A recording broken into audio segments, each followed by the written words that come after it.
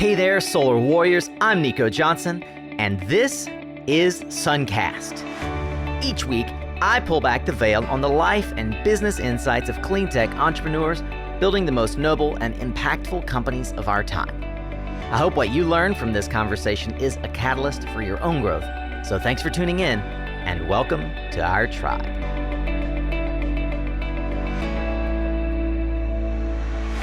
It's beginning to look a lot like Christmas. Hey, Solar Warrior, Merry Christmas to you. If you're tuning in today, it is Christmas Eve. Yes, we are still publishing because it's Thursday. We publish because it's Thursday, not because it's Christmas Eve. It's true, Suncast Solar Warriors are always so dedicated to staying sharp and ahead of the pack. And I hope that you're enjoying your Christmas break wherever you are. I'm honored that you've decided to spend some time with us today, and I hope that you're chilling by a fire, drinking some eggnog with your lovely family. If you're new here, thanks for giving us a chance and letting us earn your attention. I hope that you'll get a ton of value from today's story. We can keep this short and sweet because Benigno Villareal and his story speak for themselves. Many of you have likely never heard of Vive Energia, unless you're doing business, of course, in Mexico. There, Benny and his partners have developed a massive portfolio and track record reputation across wind and solar, and I've long wanted to know how it all came together. Today, you get to listen in on that very discussion. I want to say thank you again for being part of our tribe here on Suncast. You know, it's been a wonderful year and a really marvelous journey. Despite all the setbacks 2020 has brought, we've laughed and cried together, and I have just been incredibly overwhelmed and grateful for the friendship, the momentum that we've achieved together, and you truly are the reason that I show up each and every week. You're the reason this show has more than 330 interviews, over 300,000 downloads, and still growing. And guess what? 2021 is going to be an amazing year as well. I look forward to sharing more fun stories with you. But for now, let's tune up your skills, Solar Warrior, as we tune in to another powerful conversation here on Suncast. Here we go, Solar Warriors. This is a special episode, especially for those of you that I'm well aware are part of our tribe, either in Latin America or focused on Latin America. And for all of you who have a curious bone about how solar is working outside of the United States, what corollaries, what contradictions are there, and what might the market that's gathering speed down in Latin America mean for the prospects in North America and the Americas generally, compared with the rest of the world. Today, I have the distinct pleasure of inviting Mr. Benny Villareal to the show. Benny heads Vive Energia. He's one of the co-founders and the CEO. Vive is a really interesting company down in Mexico. It's a renewable energy company focused on both wind and solar. And we'll get into some of that with Benny in a minute, but Benny's credited with leading teams that have helped develop, finance, and build more than 1 gigawatt of Mexico's current installed renewable energy generation capacity. Without further ado, I want to welcome Benny to the show. Thank you very much, Nico. Really happy to be here and for this opportunity to speak to your audience. It's a long time coming. I've been looking forward to this conversation with you, and it's been fun watching how Vive Energia has not only grown as a renewable energy company, but made the transition that many of your peers have made, Envision and others, into investing in other renewable assets outside of the wind class, which is where you started. For those who are completely unfamiliar with Vive Energia or Benny Villareal, tell me a bit about your first exposure to the idea of renewable energy and how you decided this is where you wanted to turn and focus the rest of your career. Yeah, well, some of the best things in life sometimes happen in a very fortuitous manner. And I guess to a certain extent, that's what happened to me. I started off in the public sector, in the academic sector, basically teaching, which is still a passion of mine. I was invited to work in the public sector, at this time still teaching at the university. basically in transportation, right? Switching from fossil fuels or basically from diesel to natural gas on public transportation in Mexico City. And Mexico City's public transportation schemes are very pulverized, and most of the times it's like a one-man operation and family-owned per vehicle. So these are very belligerent organizations and who do not change, who do not change often and are very resistant to change. So anyway, I was brought on board to do that and became the chief business development officer of a company owned by the IFC in Mexico. We changed things around. We did a very good job in incremented sales by 80% in the first year.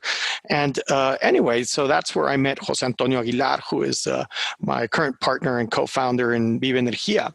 Soon after, he was invited to be the CEO of Acciona for Mexico and Mesoamerica, Central America, and Mexico.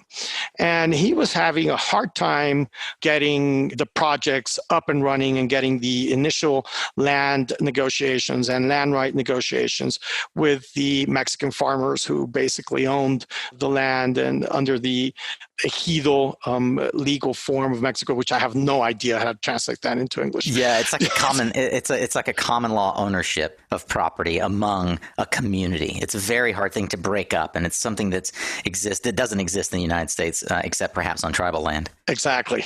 Well, that's a very good way to put it. So anyway, these guys, what they have in common with the transportation organizations I was talking to before, or talking about before, is that they are also very belligerent in the way they carry themselves and the way they carry out their businesses. And there's a reason for this historically, and how historically they have been abused by companies and so on. So he came back to me one day and said, "Hey, do you want to come to Acciona and head the business development effort for us? And you're good at dealing with belligerent groups." And I said, "Yeah." And I found my calling, man. That's pretty much what happened back in 2007. I think it was. And we went to the Isthmus region in Oaxaca. Beautiful area of Mexico. It's amazing. It's the Texas corridor of Mexico, right? It's the same sort of scale and scope of wind as a country stands, and perhaps not ironically, it's essentially occupies roughly the same sort of physical location in the country of Mexico. It's great correlation.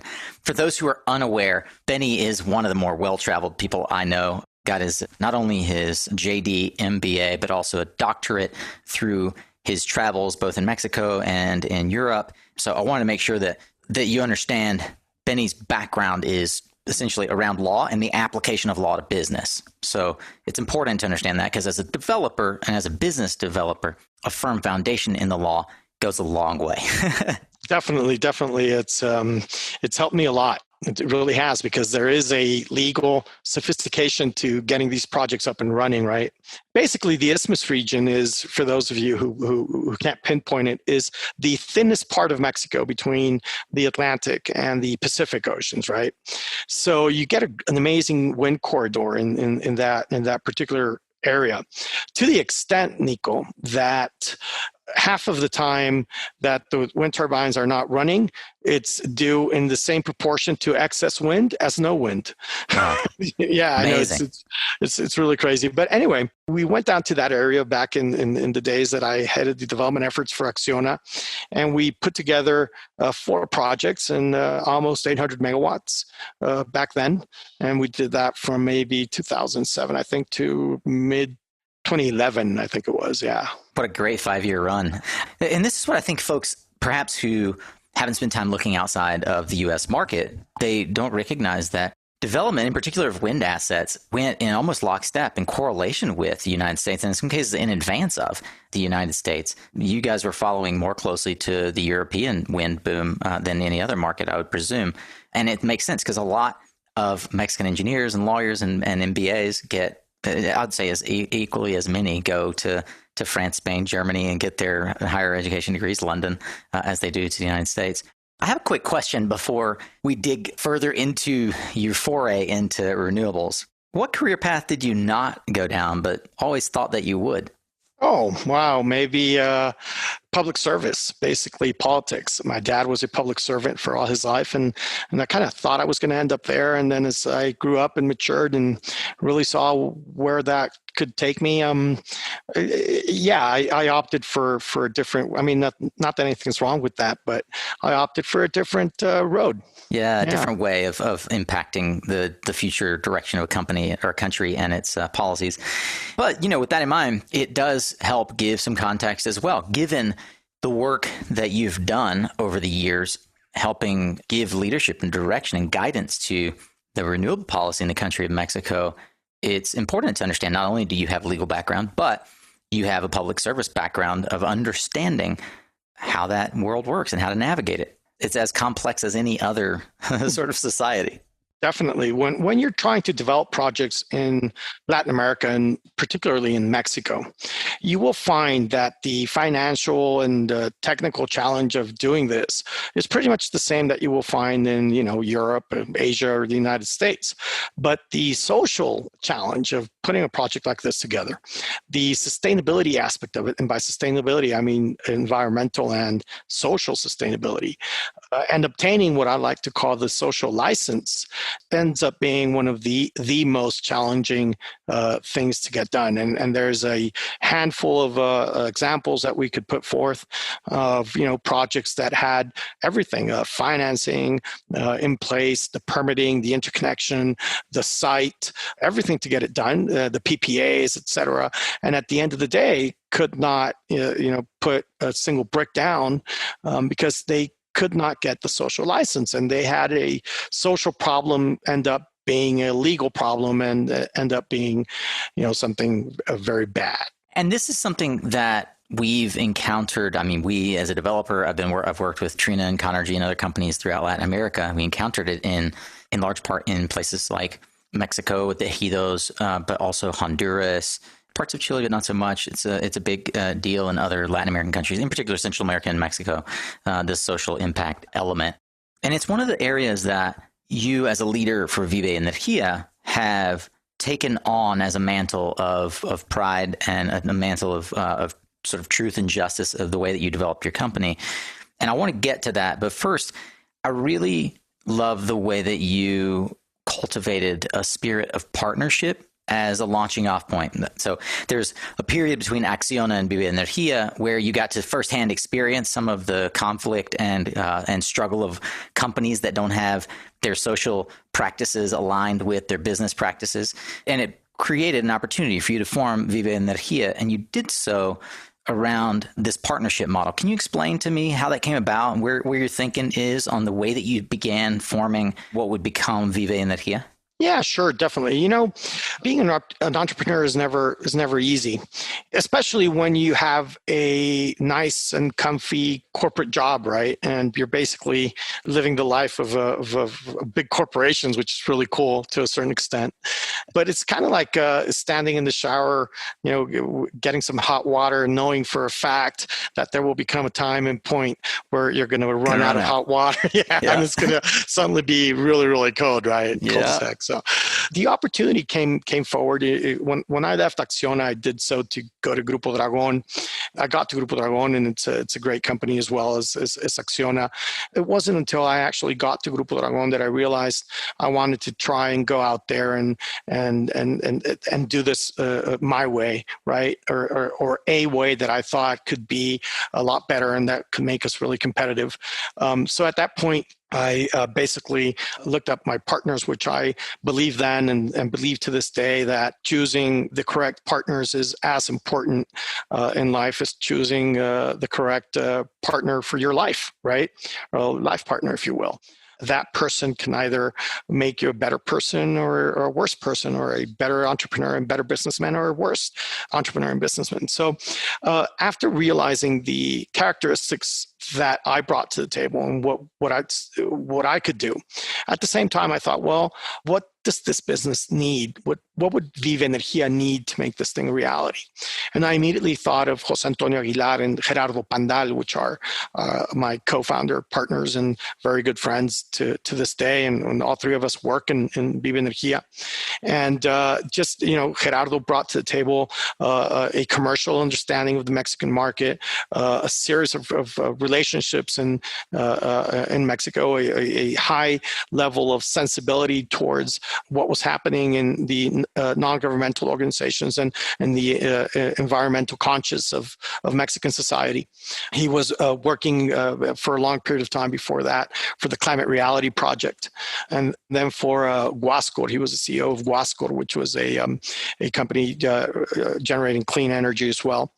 And I thought of José Antonio Aguilar, who had left Acciona a few years back before I did, and went on to head Mexico's largest national development bank, and then went to head, I think it was the IFC as well. So he brought all of the structure, financing, administration, knowledge of getting these projects up and running and getting the project finance done, which is, as you know, is very complicated. Doing a project finance, I think, is the most complicated schemes of financing that's out there, because the only guarantee for the lender itself is the project itself, right?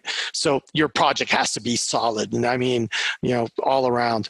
So that said, we sort of met and put this in black and white on a napkin in a restaurant and started working on a presentation, and we pitched it to a few capital partners that are potential capital partners. The second group that we pitched it to immediately said yes, and they turned out to be amazing partners, and to this day they're very good friends. And they partnered into Vive Energia from 2012 to about late 2015, at which point the co-founders, José Antonio, Gerardo, and myself, bought them out together with a parallel signing of a joint venture in a strategic partnership with Envision Energy, this Chinese turbine company. So, yeah. It's really interesting. I love the vision that you had for how to complement your skill set. It's really informative to hear the thinking for how you brought that to bear. The next phase, which you just alluded to, of course, is, okay, we've got this team, we've got financing, we've built a pipeline. Now we need to bring on strategic partners who can help carry that vision to reality, get the projects built. How did that phase of Vive Energia incorporate the working with and working out of a relationship with Envision Energy? What we did is we basically put together the team first, and we brought a team from our previous lives in both Acciona, Dragon, José Antonio from his previous experiences, and Gerardo as well. And we formed an amazing team. We really, really did. I mean, just the talent that we've been able to put together, and the trust that these young men and women have put in José Antonio, Gerardo, and myself as the leadership for Vive Energia is something that we'll always be very grateful for. So once we put the team together, then we started building the pipeline. And once we had a significantly attractive pipeline, then we went out there and said, okay, so for phase 2, which is the actual construction and financing of this thing, how are we going to make it a reality, right? And that's when we met the team of the Envision Energy and their interest to go international. At this point, Envision Energy was already, I don't know if they were number 4 or number 5 in the world in turbine manufacturing, smart turbines. They had a very important percentile of the Chinese market, which, as you know, China is an international leader in renewable energy, specifically in wind as well. At that moment in time, they were looking to expand their platform and trying to go to Mexico and go into the international market, and maybe even find a country that would be a stepping stone for the Americas, right?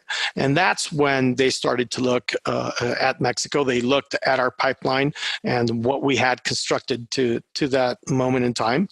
And they had a great product, but they weren't known in the market, right?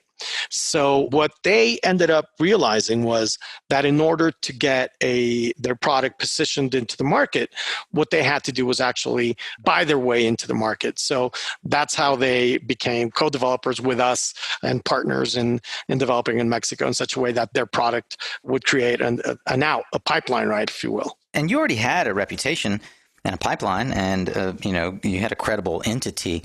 I loved the way you sort of put this into layman's terms. I don't know if you recall the story you told me, sort of like the equivalent of a Chinese tire company. Do you want to share that analogy? Yeah, well, that's how I try. I always explain it to my friends because there's not very many Chinese companies operating in Mexico, so it is kind of a thing, right? How'd you guys end up partnering up with the Chinese company, and why were they interested in Mexico? Even though the experience has been great with them thus far. And what I would say is, well, imagine if you would have a Chinese company that's making amazing tires, right, and really high quality tires, and they have an important part of the Chinese market, but they want to go into the international market. So what they end up doing is maybe they're so big that they buy Ford, right? They buy Ford. And as of that moment, Ford signs a contract with them, and all of new Ford vehicles come, from factory with these new Chinese tires. And after they've done that, and after they've signed that contract, then maybe in a few years later, they sell Ford because that's not their core business. That's not what they want. They're not in it to make cars. But when they sell Ford, right, they sell it with a contract already in the tummy, right, that, it's already pregnant with this contract for 30 years of tires from their own company. And market validation. Yeah, that's the most important thing, actually. So that's pretty much what they've done. And these guys are smart, and they have a great product, and of course they're finding their way through the market. Progress and change are not achieved by standing still. We must challenge the status quo and do things differently. There are moments in time that change the course of our history, and for us, that time has come, a moment to act now for a brighter solar future. In a global scenario where the demand for renewable energy is constantly growing, solar has the power to shape new and powerful energy models to drive progress and prosperity for a sustainable world. At Suncast, we stand with FEMER, and together we can shape the future of solar. Learn more about how FEMER is changing the future of solar at solar.femer.com. That's solar.fimer.com. I've been wondering, what's your least favorite solar asset management activity? Those daily, weekly, sometimes monthly deliverables that you just have to check off the list, but can be such a drag. Well, let me tell you how to press the easy button and get going on the work that really matters by automating your invoicing and ticketing and reporting with PowerHub. Focus on the work that you want to do. Take the boring stuff off your plate with PowerHub. You can go to powerhub.com/Suncast to learn more. So I think one of the interesting aspects of the way that you have built the company is that you started with wind, and now, like many, you are incorporating solar and even energy storage. What aspects of the development cycle or the business case do you feel are, where do you see similarities and differences? But also, I'm always curious, what could the solar and storage industry learn from the wind industry? I.e., what are you applying that is helping you scale that came from the wind side that solar still hasn't really adapted or caught on to? That's a tough question, and I would probably have a hard time trying to find an answer for that because I would really have to dig it up. Maybe in the beginning when we started back in Mexico in the mid-2000s, developing wind primarily, at that time we kind of looked at solar and kind of snubbed at it. And then, solar kind of creeped from the left if it was a horse race, and, they sort of stuck out their nose and hit the wire first because that's what happened to us by us, I would say the wind sector in the first long-term auction and second long-term auction. And what you find now is that both technologies are highly, highly competitive. Regarding the development of these kind of projects, they're very similar at the end of the day. It's just a technological difference. Maybe the environmental impact could be different for different zones or different areas. Areas where you have like high migration of birds or so on, you would probably want to put solar plants and lower the environmental impact of wind. And then maybe areas where you want to continue to have the usage of the land the way it was before the renewable energy project, then you would probably want to put wind and generate lesser impact on the percentile of land actually used and committed to the project, right? I really don't see major differences in the development of these projects now. Is there a difference in the scale or scope, rather, in terms of timeline? Like solar utility scale can be 2 to 3 years. Is wind pretty similar? I think the developing part is pretty much the same, because getting the permits and actually getting to a ready-to-build stage will take you pretty much the same. Financing will take you pretty much the same. Construction, you might be able to do wind a little bit, solar a little bit faster than wind. If you want to talk specifically about the construction time, right, and the construction effort and so on. But I would probably say that, as you know, we put together back in 2013, I think it was, no, 2014, the Peninsular Renewable Energy Association, the APER. And the APER has its own webpage, and it's on Facebook and so on. And we have, basically a couple of dozen international and national companies affiliated to the Peninsular Renewable Energy Organization, and which I preside over, by the way, and founded and preside over still to this year. Next year, I think we're going to have elections and have a change in the admin of the organization itself. And we basically have all of the both solar and wind developers in the peninsula right now in that association. What we're trying to do, and maybe if I say all, there might be somebody out there that's not a part of the association, but let's say most, right? Most of us are in the APER. And what we've tried to do is that we have tried to bring the best international practices for development into this organization. So we are not an organization trying to incide into public policy on a federal level. We leave that to federal organizations such as the AMDE or the Solmex or these solar and wind national organizations. What we try and do is actually better develop these projects and be more sustainable locally to the communities and share, experiences, what has been done good, what has been done, what could be done better moving forward, and in such a way that the development of these projects generate less social and environmental impact in the communities and have greater acceptance through time. And I think we've achieved that. Since we're on public policy and APER not explicitly trying to influence public policy, those who've been watching from afar and certainly painfully from up close like you are would recognize that Mexico has gone through a national energy reform. There have been a lot of positive changes that for many of us spelled a fruitful, decade plus to come, which was going to benefit obviously a lot of fossil fuels because there's ingrained interest there, but renewables are set up and winning all of the auctions, and there's a great path forward.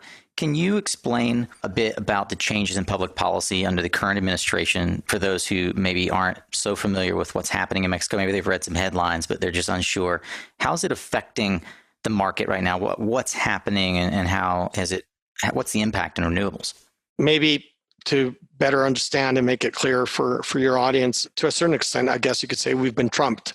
The same thing you guys went through at the beginning of the Trump administration, whereas there were a series of attacks on renewable energies, on wind and solar, and trying to disqualify the viability of these technologies moving forward as an actual source or major source of energy, right? And starting to look back at fossil fuels as the way to go, the solution, and all this clean coal crap that was going on at the beginning of a few years back. Well, we in Mexico were sort of laughing at that, when that was happening, and then surprise, surprise, we got a little bit of that here as well. So that's pretty much what's happening to us now. That we have a federal administration who is looking towards fossil fuels for the solution of Mexico's energy problems, looking for coal and heavy oil and diesel generation as a solution. Just 2 days ago, in the Ministry of Energy's presentation to Congress, they said that they were evaluating the possibility of putting a nuclear power plant in Baja California, right? Which, is an area known for the San Andres Fault.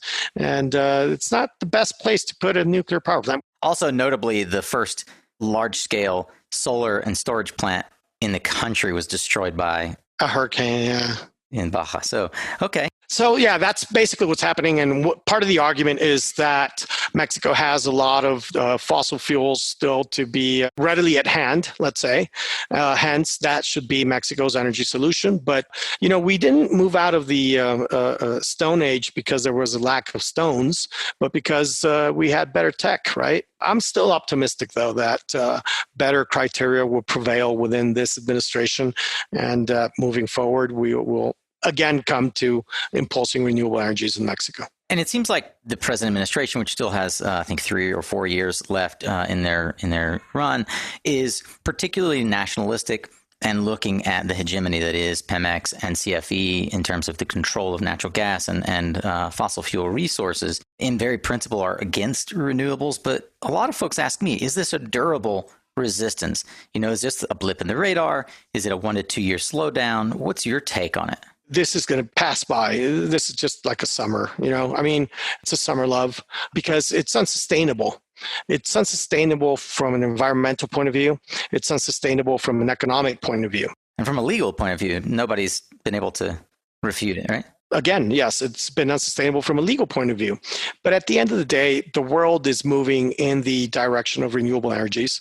I think Mexico will end up walking that road sooner or later. And I think hopefully that will be sooner than later. So one of the things that you and I discussed in our first conversation about how Vive came around, and I was just really curious about, a lot of development takes different forms, early stage, mid stage, different places of ownership that developers try to build their investment thesis around, bring in strategics to address that investment thesis. What separates Vive Energia from the market? What do you do that's different from others, or how do you distinguish yourselves in the marketplace?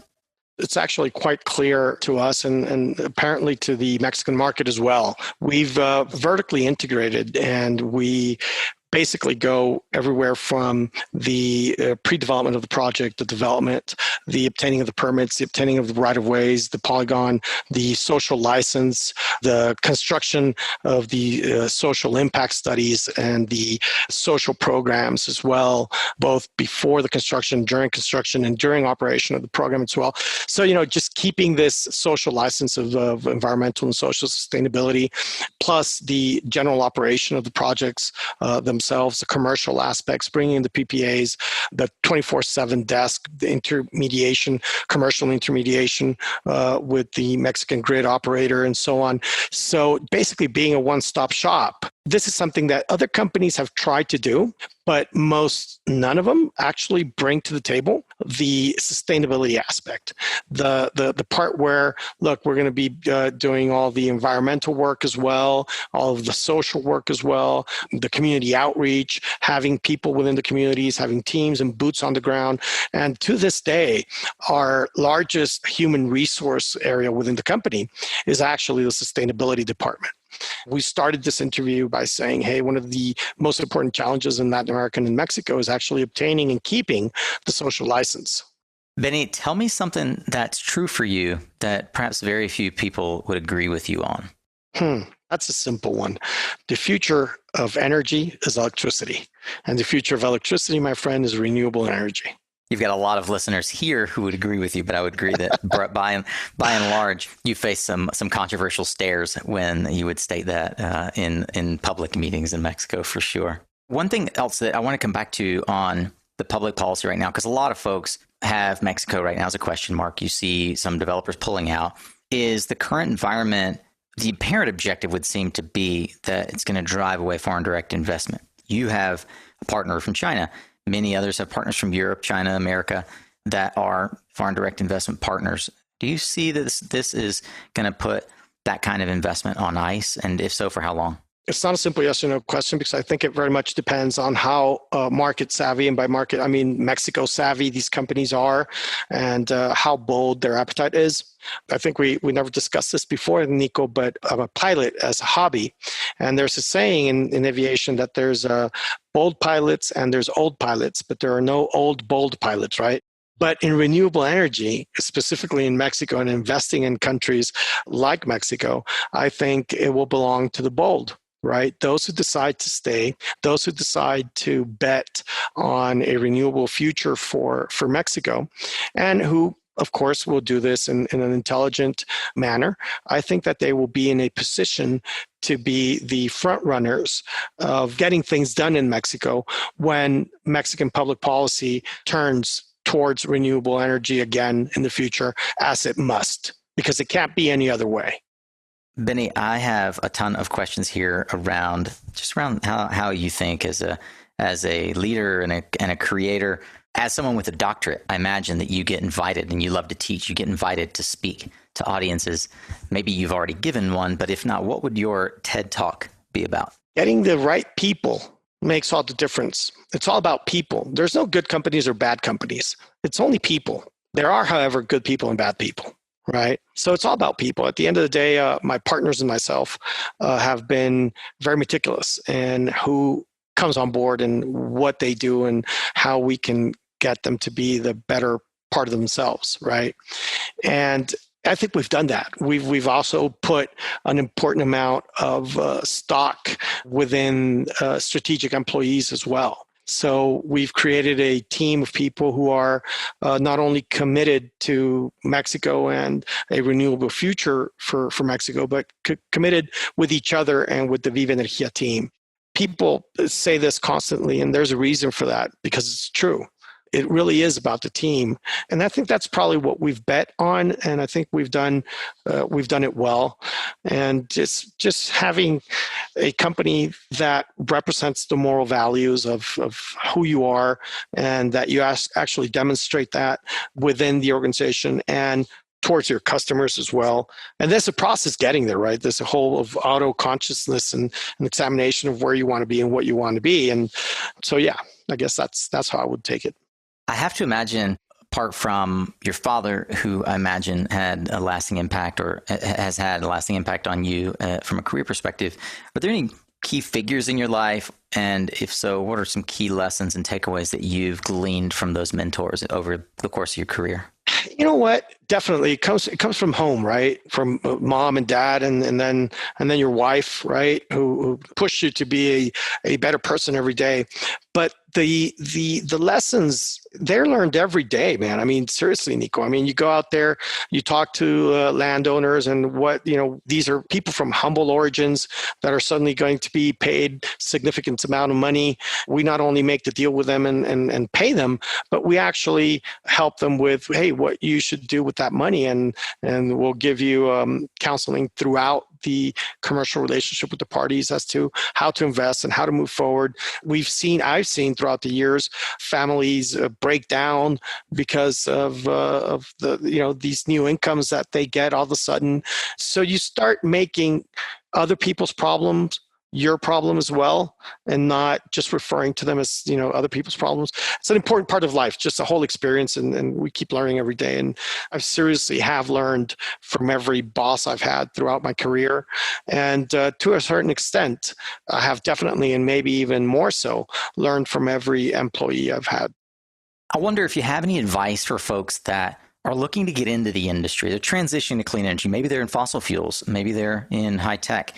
What are transferable skills, important first steps, how to prepare, what to expect? Do you have any advice that comes to mind for folks that are trying to think about how should I break into this industry? Well, yeah, I mean, it's not necessarily a new industry, right? The counsel would be pretty much, as I've told many of my MBA students throughout the years, I mean, just like really be diligent, do a good due diligence of what it is you're going to do, and try and dot all the I's and cross all the T's, right? So what market are you going to hit? What is the revenue stream? Where is it going to be coming from? What could impact that revenue stream, moving forward? How is that going to affect the possibilities of you paying out any debts that you might have incurred to make this thing happen? And so on and so on and so on. So, and what I always say is, take care of the cash flow, because that is the true meaning of happiness. Having a positive cash flow, man, in a business. Yeah, of course. Yeah. Yeah, it's very interesting. And it's the energy business, right? A lot of folks think, oh, well, I need to know the lingo and the jargon. That's easily acquirable. The financial models are vastly simpler than many other energy transactions. Well, Benny, as I round third to home base here, I have a couple of questions about kind of how you keep your mind sharp. Are there any books that for you have meant a great deal along your leadership learning cycle? Perhaps you gift them a lot or you recommend them a lot that you tee up for us? I think it's business is like life is really about the people, and I'll get to the question you just put forth. I remember back when we were initiating this in the Isthmus region, we had more than 400 families that formed part of the first Eurus project, which was a big project for Acciona, which I was charged of putting together and trying to get the social license and so on. And companies struggled tremendously. And at the end of the day, we ended up putting a customer relationship management system, right, in which I would personally call 5 of these ejidatarios, or members of the commune, right, every single day. And we would write down, the name of the wife, the kids. If he told me his kid was going to have an exam in the city of Oaxaca, whatever, or that his daughter, kind of tore her ankle playing soccer or so on, this would be written down. And then 4 months later, when I would talk to him again, according to my schedule, hey, how's your kid? How was his exam? How's your daughter's foot doing? And so on. And people just want to know that you care. And even if you have a little cheat sheet, if you will, at the end of the day, you do care, because you're calling and, hey, see how we can help. Yeah, you cared enough to capture that data. Exactly, right? And they call them up, see what's happening. And there's a great book out there. And it's I don't do much novels and kind of stuff. I'm more academically orientated. And I wish I had the time to read the stuff I have to read, public policy-wise. But Guns, Germs, and Steel by Jared Diamond, I think that one really marked me in trying to understand why people are how they are and why societies have turned out to be how they are. And not that I'm endorsing the guy or anything, but it's a good book. It's totally fine. We always recommend and lead folks to the books that are recommended on the show. So I'm actually really glad that you recommend that book. I love it. And I think it's a fantastic book to learn about the macroeconomy of how industrialized society came to be and some of the pros and cons of that. What you said, though, about the family and capturing that data, for those who are longtime listeners, you will have recognized that's very similar to what John DeJulius, who gave a keynote at our Clean Energy Summit back in the spring, taught. He calls it his Ford model. He consults people on how to set up their CRM and how to set up their customer relationships in a way that you can capture the data. And the Ford framework is really simple. FORD, family, occupation, recreation, and dreams. The people he trains, they capture this data based on family, occupation, recreation, and dreams. And that's exactly what you just expressed that you do and that you teach your team to do. And I would encourage anyone listening to this to think about this as a people business at the end of the day, just like Benny said. And you can learn all about the trap. You can learn the contraption, rather. You can learn all about how the machine works. But if you don't learn how the people work, and if you don't set your business up to serve the people, at the end of the day, you're going to get nowhere, especially in markets like Mexico, where you have to deal with ejidos, where you have people that you're fundamentally changing their life. You've got people on your team who've never had a stable job, and you've given them the ability to begin generating wealth for themselves and their family. And you know what, Nico, something I didn't mention before, I think it's important to mention, and something that we do differently than other companies, and I wish more companies did it the way we're doing it, because at the end of the day, it would mean an impulse for the general renewable energy sector, is that instead of going out there and buying the land, securing that land in property for the company, for the SPV, right, for that particular special purpose vehicle, we try and always rent the land. And of course, that's more expensive for the project itself.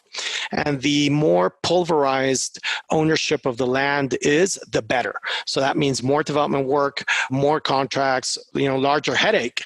But the more pulverized ownership of the land is, and if you're renting the land, then you're going to have a group of families that are vested in the well-being of the project.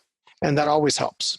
One more question before our final question. Is there any particular habit or consistent practice in your life that you feel like gives you leverage or impact? Well, teaching. I've been teaching for 17 years now. I stopped this year, but I guess everybody stopped this year. this year is an anomaly, I hope. Yeah, an anomaly. And I'm really looking forward to getting back to it because I find myself that when I'm explaining certain things or trying to answer certain things and hitting the board, right, new ideas come up for me and things that I probably would not have thought of if I wasn't in that dynamic. So for me, teaching has always been very important, and I definitely wish that to continue to be a part of my life. Some people go to therapy, some people exercise. I teach. There's a famous quote out there: "To teach is to learn twice." I think that is so fundamentally true. You have to better understand it to teach others or explain to others what you're talking about, because you get that question that forces you to know what you're talking about. I think that's a great leadership model as well, to not have one person who has all the knowledge, but to have those who acquire the knowledge then teach it to others in the organization. Well, I'm assuming folks can find you on LinkedIn, and we'll link to that. Are you active on any other social media? I have Facebook page and LinkedIn and the Vive Energia webpage as well. My email's there. And what's the website for Vive Energia for those who aren't unfamiliar? ViveEnergia.com. So ViveEnergia. Yep. Well, let's end today, as we always do, with a bold prediction. Benny, what one thing do you see happen in the market that perhaps nobody else is tracking? What's in your crystal ball? I think we're going to be slowly but surely moving to hydrogen. I think hydrogen is going to take a very important part of the immediate future, immediate to medium term. We are in Vive Energia looking at that as well and trying to put a project together here in Mexico. One of the main allegations posed by this current administration in Mexico and some others internationally against renewables is the intermittency of generation, reliability or dependability of the electricity itself.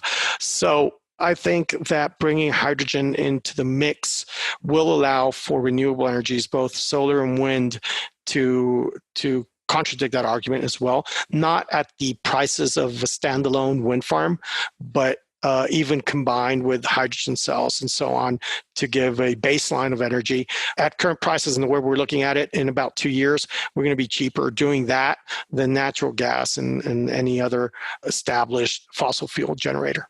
You're also beating the drum that, Titans like BP and Lightsource, their renewables arm, are for sure looking at another part. Yeah, but we have a much smaller drum. It's a smaller drum, but it's in the same rhythm, and that's important in the drum circle. So, it's funny. I was going to bring up the hybridization, right? I think that nobody in the market is better set up to take advantage of what's happening with hydrogen right now than the wind developers who have moved into solar, because you have these hybrid assets. You can go back to a wind farm and not only put solar on it, but now you have an asset that produces majority at night, majority in the day. They both can generate green hydrogen. That green hydrogen can be used for lots of different services, including storage. I mean, it's a perfect combination.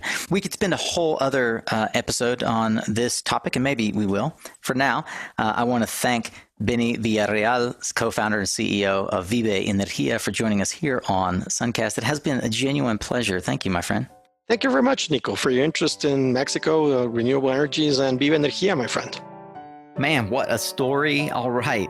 Thank you. As we wrap up 2020, thank you, Benny. Thanks for being here and sharing your story with our tribe. I just want to say thank you again to you for listening as well, Solar Warrior. I particularly loved the analogy Benny shared of the tire company buying Ford. That one really stuck with me and stuck in my mind. I'm wondering what sticks for you from this story. I'd love to hear it. Would you mind sharing this episode and your takeaways with someone over on LinkedIn? You'll also find I've posted on it. If you want to just comment on that post, that's totally fine. You can click on Benny's contact info there and friend him as well. It's been a real treat to have Benny on the show, and I'd love to know what resonated with you. So who do you think needs to hear this story today? Well, since you're already hopping online, why don't you go ahead and dig into more insights and resources, social media, book recs, and all that other stuff over at mysuncast.com. Or you can just head back into the kitchen, pour another eggnog. There's still plenty of time for much more Suncast episodes to catch up on during this vacation. From all of us at Suncast, we wish you a very merry and restful holiday season. Thank you again for showing up, Solar Warrior. It's half the battle.